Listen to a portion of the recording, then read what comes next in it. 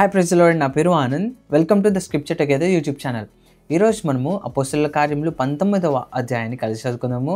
మీ దగ్గర బైబిల్స్ ఉన్నట్లయితే దయచేసి వాటిని తెరిచి చదవండి. ఒకవేళ లేనట్లయితే స్క్రీన్ మీద వాక్యం వస్తుంది, దాన్ని చూసన్నా చదవాల్సిందిగా కోరుచున్నాను. అపోస్తలుల కార్యములు 19వ అధ్యాయము.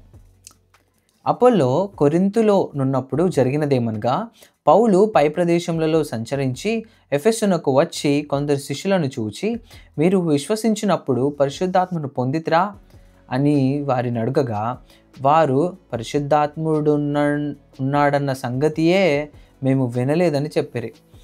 అప్పుడు అతడు, అలాగైతే మీరు దేనిని బట్టి బాప్తిజం పొందితిరని అడగగా, వారు యోహాను బాప్తిజమును బట్టియే అని చెప్పిరి. అందుకు పౌలు, యోహాను తన వెనుక వచ్చువాని యందు అనగా యేసునందు విశ్వాసం ఉంచవలెనని ప్రజలతో చెప్పుచు మారు మనసు విషయమైన బాప్తిస్మం ఇచ్చెనని చెప్పాను. వారు ఆ మాటలు విని ప్రభువైన యేసు నామమున బాప్తిస్మము పొందిరి. తరువాత పౌలు వారి మీద చేతులుంచగా పరిశుద్ధాత్మ వారి మీదికి వచ్చెను. అప్పుడు వారు భాషలతో మాట్లాడుటకును ప్రవచించుటకును మొదలుపెట్టారు. వారందరూ ఇంచుమించు 12 పురుషులు. తర్వాత అతడు సమాజ మందిరంలోనికి వెళ్ళి ప్రసంగించుచు, దేవుని రాజ్యమును గూర్చి తర్కించుచు, ఒప్పించుచు, ధైర్యంగా మాట్లాడుచు 3 నెలలు గడిపెను. అయితే కొందరు కఠినపరచబడిన వారే ఎప్పుకొనక జనసమూహము ఎదుట ఈ మార్గమును దూషించుచున్నందున అతడు వారిని విడిచి శిష్యులను ప్రత్యేకపరుచుకొని ప్రతిదినము తురున్ను అని ఒకని పాఠశాలలో తర్కించుచూ వచ్చెను. 2 ఏండ్ల వరకు ఈలాగు జరిగెను గనుక యూదులేమి గ్రీసు దేశస్థులేమి ఆసియాలో కాపురమున్న వారందరూ ప్రభు వాక్యం వినిరి. మరియు దేవుడు పౌలు చేత విశేషమైన అద్భుతములను చేయించెను. అతని శరీరమునకు తగిలిన చేతి గుడ్డలైనను నడికట్లైనను రోగుల యొద్దను తెచ్చినప్పుడు రోగములు వారిని విడిచెను, దెయ్యములు కూడా వదిలిపోయాను. అప్పుడు దేశ సంచారులను మాంత్రికులనైన కొందరు యూదులు, పౌలు ప్రకటించు యేసు తోడు మిమ్మును ఉచ్చాటున చేయుచున్నానను మాట చెప్పి దెయ్యములు పెట్టిన వారి మీద ప్రభువైన యేసు నామమును ఉచ్చరించుటకు పూనుకొనిరి. యూదుడైన స్కెవయను అను ఒక ప్రధాన యాజకుని కుమారులు 7 అలాగు చేయుచుండిరి. అందుకు ఆ దెయ్యము, నేను యేసును గుర్తెరుగుదును, పౌలును కూడా ఎరుగుదును, గాని మీరెవరని అడుగగా, ఆ దెయ్యము పట్టినవాడు ఎగిరి వారి మీద పడి వారిలో 2 లొంగదీసి గెలిచాను. అందుచేత వారు దిగంబరులై గాయము తగిలి ఆ ఇంట నుండి పారిపోయిరి. ఈ సంగతి ఎఫెసులో కాపురమున్న సమస్తమైన యూదులకును గ్రీసు దేశస్థులకును తెలియవచ్చినప్పుడు వారికందరికీ భయం కలిగాను గనుక ప్రభువైన యేసు నామము ఘనపరచబడెను. విశ్వసించిన వారు అనేకులు వచ్చి తాము చేసిన వాటిని తెలియజేసి ఒప్పుకొనిరి. మరియు మాంత్రిక విద్య అభ్యసించిన వారు అనేకులు తమ పుస్తకములు తెచ్చి అందరి ఎదుట వాటిని కాల్చివేసిరి.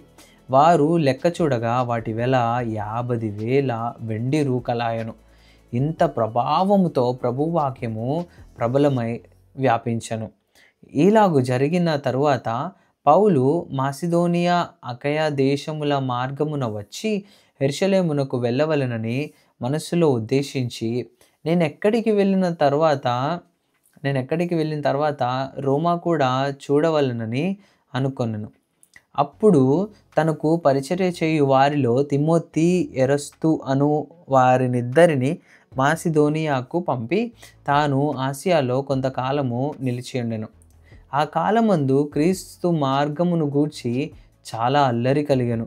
ఏలయనగా దెమెత్రి అను ఒక కంసాలి అర్తెమీదేవికి వెండి గుళ్ళను చేయించుట వలన ఆ పనివారికి మిగుల లాభము కలుగజేయుచుండెను. అతడు వారిని అట్టి పని చేయు ఇతరులను గుంపు కూర్చి, అయ్యలారా, ఈ పని వలన మనకు జీవనము బహుబాగుగా జరుగుచున్నదని మీకు తెలియను. అయితే చేతులతో చేయబడినవి దేవతలు కావని ఈ పౌలు చెప్పి ఎఫెసులో మాత్రం కాదు, దాదాపు ఆసియా యందంతటా బహుజనమును ఒప్పించి త్రిప్పి ఉన్న సంగతి మీరు చూచియు వినియునున్నారు. మరియు ఈ మన వృత్తి యందు లక్ష్యము తప్పిపోవుటయే గాక మహాదేవి అయిన అర్తెమీదేవి యొక్క గుడి కూడా తృణీకరింపబడి ఆసియా యందంతటను భూలోకమందును పూజింపబడుచున్న ఈమె యొక్క గొప్పతనము తొలగిపోవునని భయము తోచుచున్నదని వారితో చెప్పెను. వారు విని రౌద్రముతో నిండిన వారే ఎఫెసీయుల అర్తెమీదేవి మహాదేవి అని కేకలు వేసిరి. పట్టణము బహు గలిబిలిగా ఉండెను. మరియు వారు పౌలుతో ప్రయాణమై వచ్చిన మాసిదోనియా వారైన గాయియును అరిస్తార్కును పట్టుకొని దొమ్మిగా నాటకశాలలో చొరబడిరి. పౌలు జనుల సభ యొద్దకు వెళ్ళదలిచెను గాని శిష్యులు వెళ్ళనీయలేదు.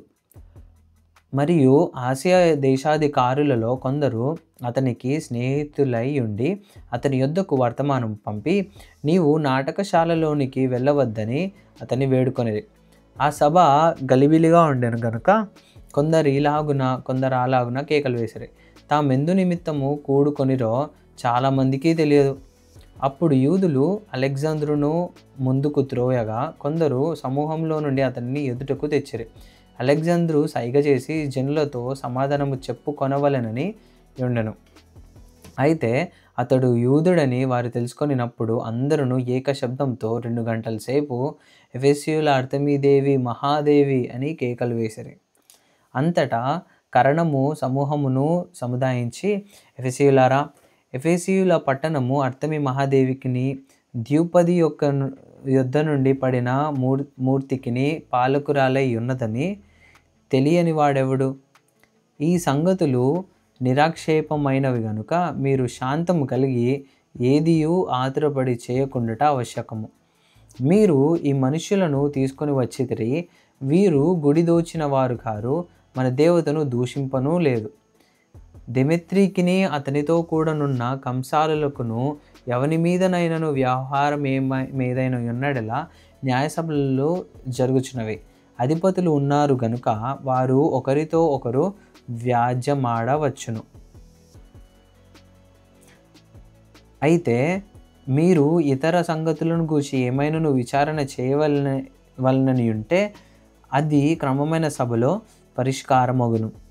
మనము ఈ గలిబిలిని గూర్చి చెప్పదగిన కారణమేమీ లేనందున నేడు జరిగిన అల్లరిని గూర్చి మనలను విచారణలోనికి తెత్తురేమో అని భయమవుచున్నది. ఇట్లు గుంపుకూడినందుకు తగిన కారణము చెప్పజాలమని వారితో అనెను. అతడు ఇలాగు చెప్పి సభను ముగించెను. దేవుడిచ్చిన ఈ వాక్యము దీవించును గాక. ఆమేన్.